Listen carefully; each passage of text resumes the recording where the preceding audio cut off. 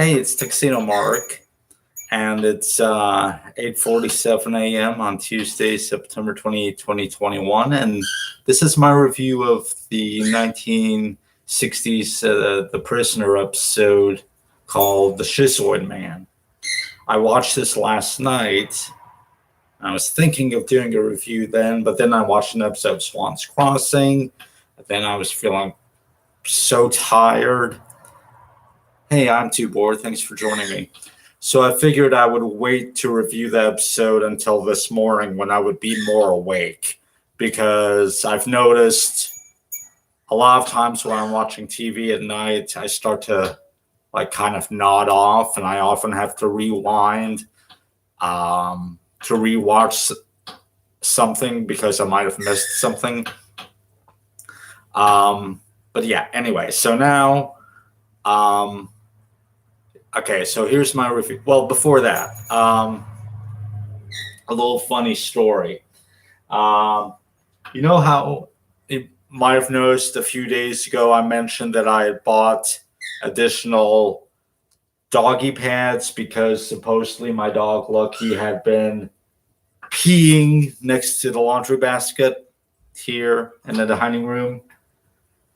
Well, it turns out that that's not the case, because about a day or two later, after I put an extra pad here for Lucky, which he has used, but, I found out it wasn't Lucky that did that.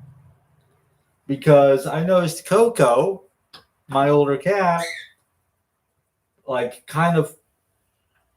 he sat on top of the laundry basket. I'm like, okay, whatever. He likes to sit on the laundry. He's done that before too, and that's no problem. But then he kind of stood up on the laundry basket, and he was peeing into the laundry basket. He was soaking my laundry with his pee. So I moved the laundry basket, and I did the laundry. So I don't know if I did the laundry that very day, but I have since done the laundry, and honestly, I don't think I've got the odor quite out yet, even with using 2 cups of laundry detergent. But yeah, with any luck, Coco will not be going to seek out the laundry basket to pee in it anymore. And I have moved the cat's litter box into the dining room. Previously, it was down there in the sunroom, past the hallway. I moved it up here so I can more often see when they do their business, so I can clean it up more often. And I won't have to drag the vacuum cleaner down into the sunroom to vacuum up their gravel. Anyway, so on to the episode. So this episode, let me bring up my chart. I've never seen a TV series before where there's so many disagreements over how to view the episodes that I had to make a spreadsheet.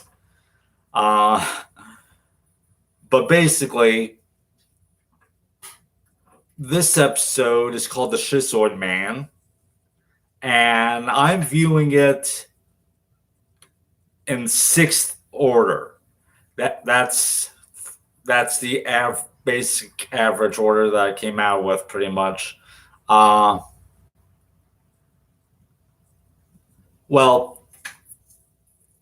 actually, no, I take that back, because once I averaged out everything and I came up with the average order, this was actually number 7.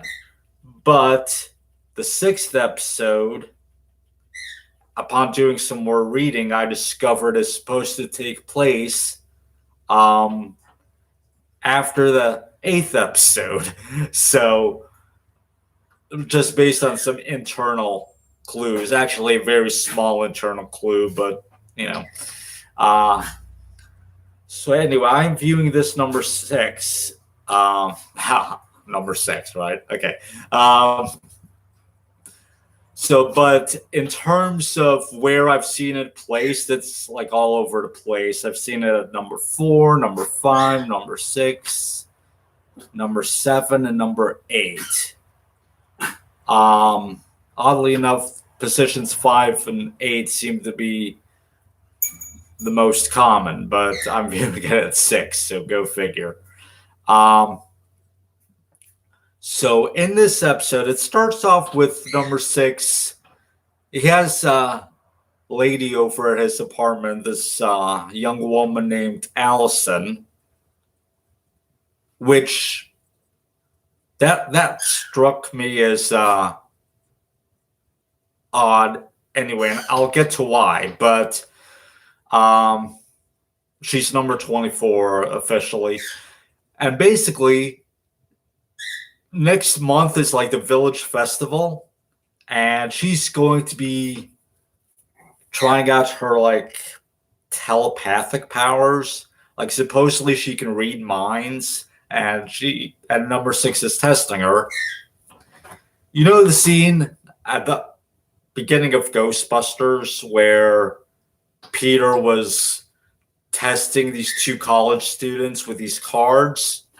Same thing. Except number 6 is being honest about it. And Allison actually seems to be doing pretty good. She gets the right card more often than not, to the point where he says that she's gifted with telepathy, I guess. I don't think he calls it telepathy, but basically, yeah, she can read minds. So like they have a bond.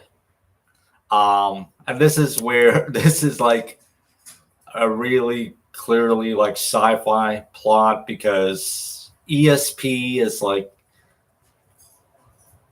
I don't know if I believe in that. I'm not sure exactly all that the human mind is capable of, but I've never seen definitive proof that ESP exists. If you remember the original, the second Star Trek pilot episode, where no man has gone before, there was a character there that had the ESP, and they just treated it as normal. Yeah. But anyway,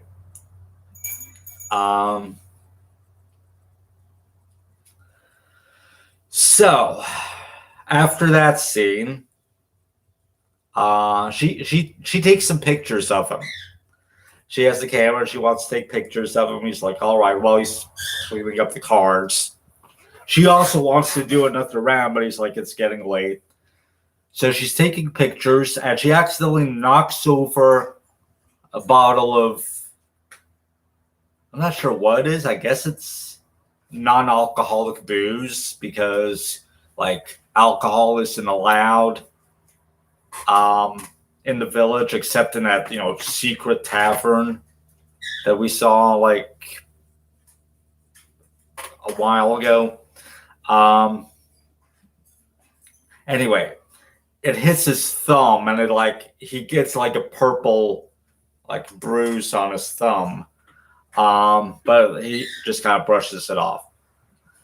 But number 2, the new number 2, wants to test number 6. They change some details in his room while he's asleep, and they give him a mustache. And they try to convince him that he's the newly arrived number 12 who is here to test number 6. And convince number 6 that he's not himself. So try to wrap your head around all of that. Hey, Fox King, thanks for joining me. So that's the plot of this episode. Number 6 has been disguised as number 12, and they even try to feed him some information, I guess, by they have these things hooked up to his head, and they were trying to feed him like some different information or something. Even I had trouble keeping track of all of this. But basically, number 6 has been brainwashed into believing he's number 12 trying to convince number 6 that he's not number. It's weird. Oh, hi, Coco. Yes, sir. Yes, sir. Make yourself at home, sir. Hi, Coco, honey. Hi. Yes. I love you. I love you. Oh, yeah, it's confusing, Fox King. I'm talking about an episode of The Prisoner where the main character and most of the other characters are known by numbers. They don't use names at this village that the people are being held at. But yeah, number 6. Number 2 is trying to convince number 6, the lead character of the series, that he's not actually number 6, that he's a guy with number 12 that's disguised as number 6 to like mess with number 6's mind. And it's kind of convoluted, but yeah. So he gives number 6, who he's trying to convince is number. All right, I should be very clear about this. Number 2 gives number 6, who he's trying to convince is actually number 12, a password, so he can identify himself as number 12. Because supposedly after the experiment starts, number 2 will not be able to tell them apart. And the password was Gemini. Okay.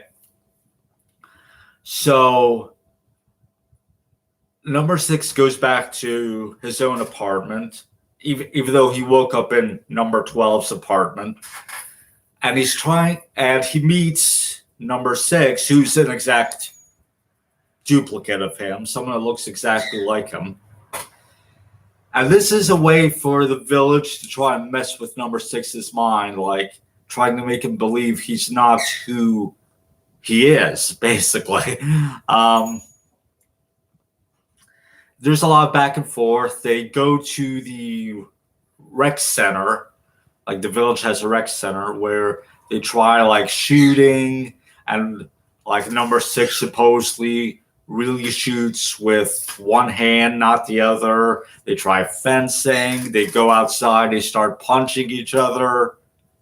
I'm not sure how this is supposed to prove who's who, but anyway, then the rover shows up, the giant white balloon, and it's kind of confused. It doesn't know which one to subdue because it doesn't know who's number 6 and who's number 12. By the way, during all these scenes, which must have been difficult to film because it's just Patrick McGowan basically talking to himself and fighting himself. But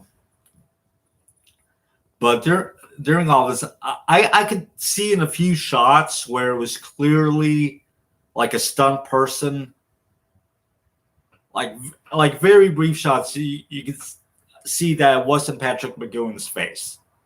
But overall, I think they did a pretty good job, and they even made use of some. I guess it was a split screen because I don't think they had like green screen at that time. Correct me if I'm wrong, but I don't think they had green screen in the 60s. So it was probably like a split screen. But anyway, they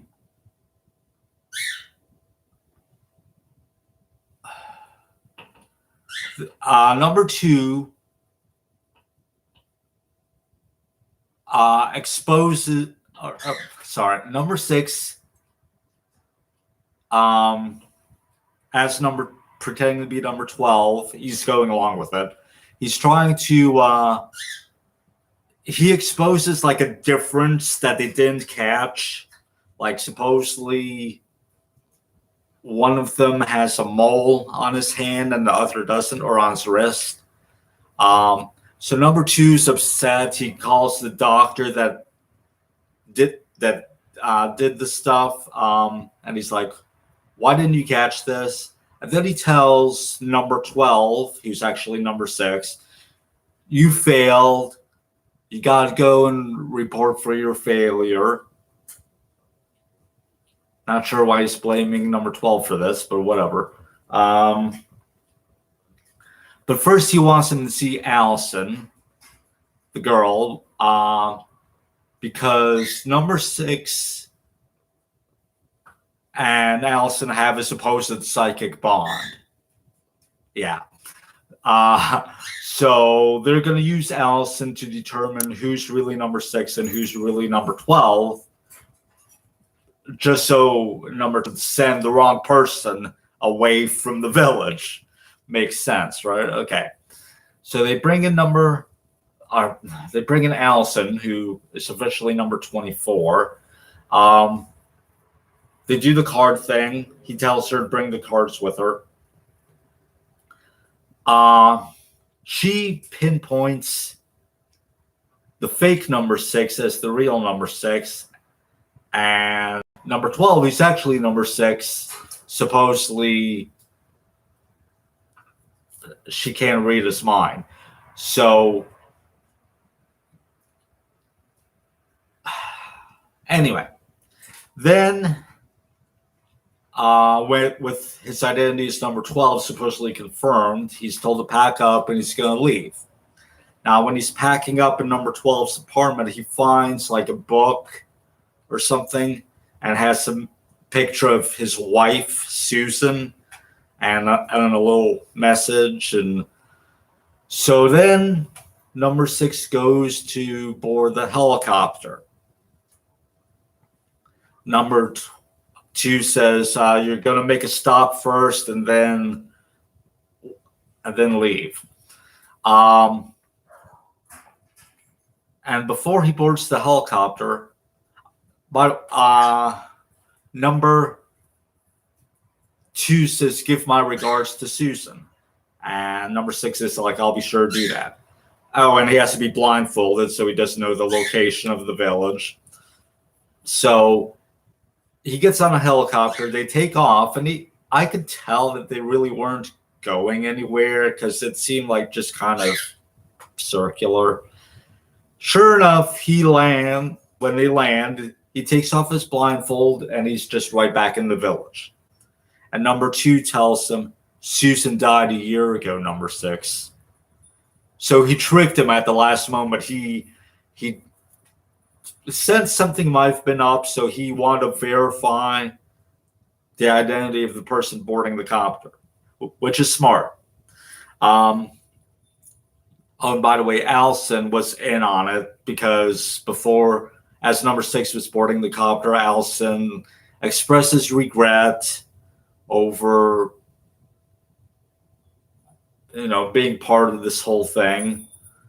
She thinks she's talking to number 12, I guess, unless she's in on the whole thing and knows that it's number 6. But number 2 didn't even seem to be convinced yet that it was number 6 boarding the copter until he gave him that final verification question. Because number 6 got, the real number 6 got number 12's password that he had been given by number 2, which was the Schizoid Man. He got it when the rover, the balloon, was going after number 12, and he tried to give the password to call him off, and it didn't work. And number 6 reports that number 6 has been killed by the rover, which is the first time that we've seen the rover kill I think it's the first time that the rover's killed anyone. I don't know. But according to the wiki, this is the only episode where the balloon is actually referred to as a rover. Oh, yeah, no problem. Thanks for joining me, Fox King. All right, so that's where the episode ends. Number 6, his latest escape attempt has been thwarted yet again. I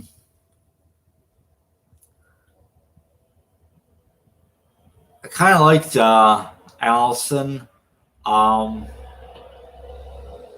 not sure whose side that she's on ultimately, but this is the only episode in which she appears. So,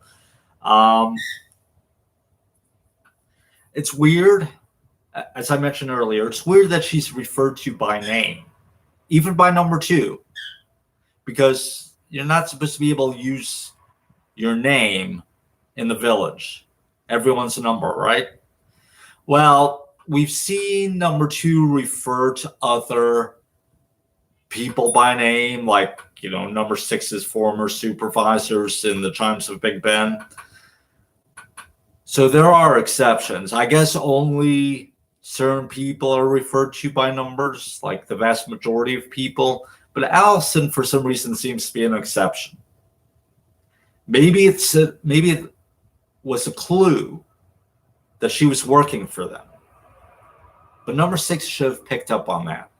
I don't know if he suspected her or not. I mean, he probably suspects everyone at this point. But yeah, so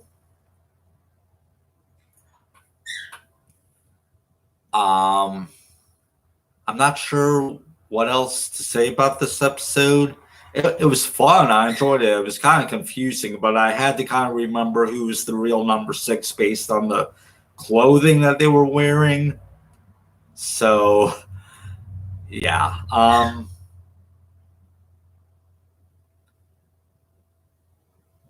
Fun fact, this episode's title was used as the title of an episode of Star Trek The Next Generation because the writing staff apparently were fans of The Prisoner.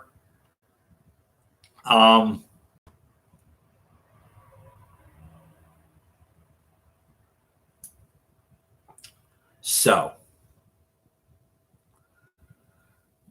I guess that's about it for this episode. I know that me trying to describe this episode was so confusing, but yeah, it is confusing. But anyway, it's hard to believe I'm like a third of the way through the series already. But anyway, so until next time, thanks for joining me. It's 9:09 a.m. and that's it. Thanks for watching.